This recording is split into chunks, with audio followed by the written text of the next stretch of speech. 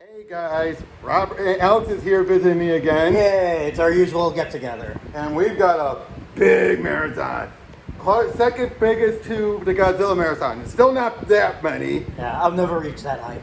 No, But- we are going to see all of the James Bond movies, not just the official ones. We're seeing all of them. I even got on Blu-ray Casino Royale, the 1967 one, and Never Say Never Again. Yeah, we'll see how those are. And we're going to be watching them in the order of in release order. I'm very excited. I love James Bond. Yep, so we're going to be starting with Dr.No, Dr. the very No, first one. yes. Does it hold up? Does it still set a good standard?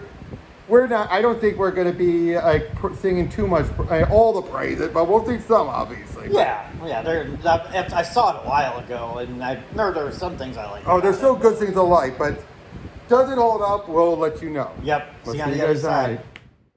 Hey guys, we just got done with Dr.No, and does it hold up? Yes and no. Yeah, definitely. Yes, in a lot of ways, but no, and how do I phrase it? You say it, dude. You know what my no is, right? Yeah, Ha! I mean, it's still Dr. No! Dr. No. Yeah, I mean, it's the first Bond film, so they were still Finding their footing. Yes, like if you go back and see it, you're kind of like, wait, where's all the gadgets? Wait, where's the Yeah, oh yeah, but it's you can just, see a little bit of it there. Like you Oh, get yeah. the Bond, the evil villain layer, and Yep. them being like, like, oh, welcome, Mr. Bond. Won't you die with us? exactly. And now Sean Connery, mwah, Yes, great Bond. of course. But his most Classic. Fleming is in this movie. Yeah, because he's Because- not as like jokey or anything. Like he has a couple of quips, but he is very sort of like serious. Yeah, especially, but he does still have some great lines. Yeah. Smith and Wesson, and you've had your sex.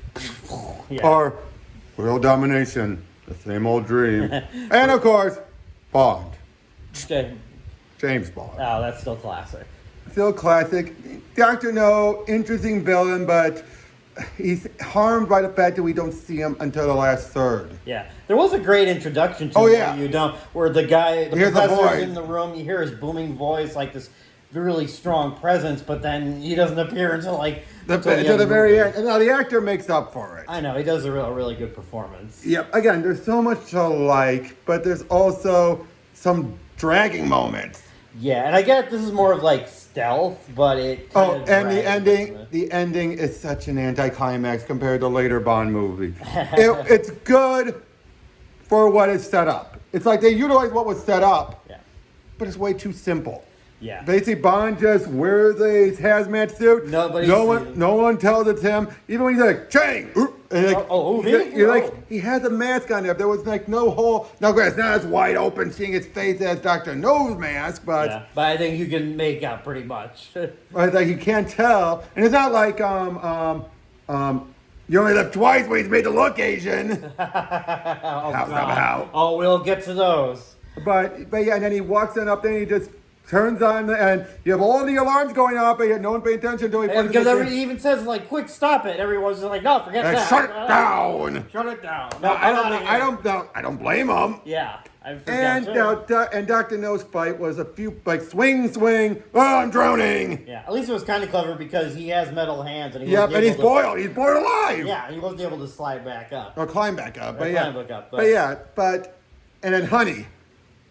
Great classic Bond girl in her looks, but completely pointless. Yeah, I mean, granted- they now try granted- to give her some Yeah. backstory, but it doesn't. And that's tie the typical, into and that anything. sets up the typical Bond girl setting up their backstory. Yeah, because it doesn't really tie in anything like obviously later Bond movies. But I think what it does well is it really shows the whole secret agent aspect Yes. of Bond, where he has to be like The Bond experience, yeah, as they say. yeah, the Bond experience where he has to be, he has to use his head and he has to be cautious of where he goes. and what he Yep. does. Like checks his suitcase for that. Puts hair on the door, which is actual real spy tactics to make sure, like, if the hair's not there, someone opens your door. Yeah, 'cause it definitely has that very Fleming feel to it. Because I've Fleming- actually read one of the books, so Yeah, and again, there is so much to like, but it's dated. It's flawed. It's a very flawed movie. it really is. Like you see those aspects, but they haven't been like Perfected. Perfected, yeah, But, like- but even then, there is still some issues. Now, great Felix.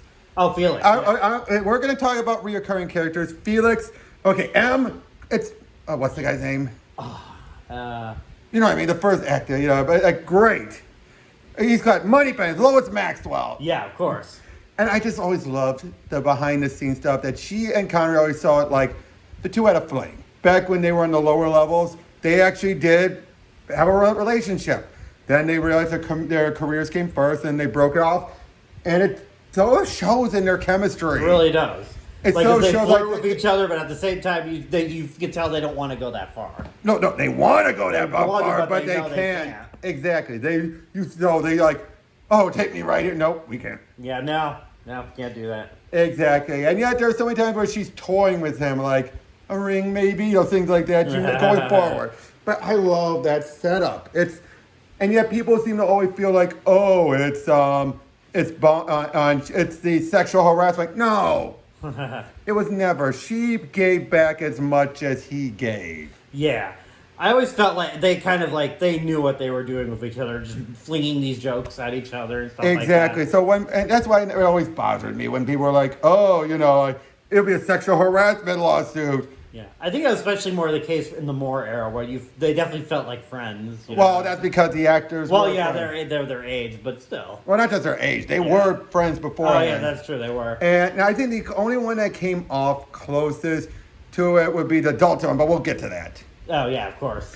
But again, for this one, and then Quarrel. I like Quarrel. I know. Oh, the dragon. Oh God! We can't forget. How dumb were they? Yeah, it's like, come on. She goes like, oh, I read the encyclopedia, so then you know that dragons are mythical creatures. Yeah, but it's like dragon tracks. Like Dragon tracks. it's tread. Okay, it's the '60s. Not everyone knows what probably knew what tank treads. Because you didn't see tanks that much. Yeah, but I love how they were committed to the Act 2, where it's like they have the teeth and the eyes on the thing.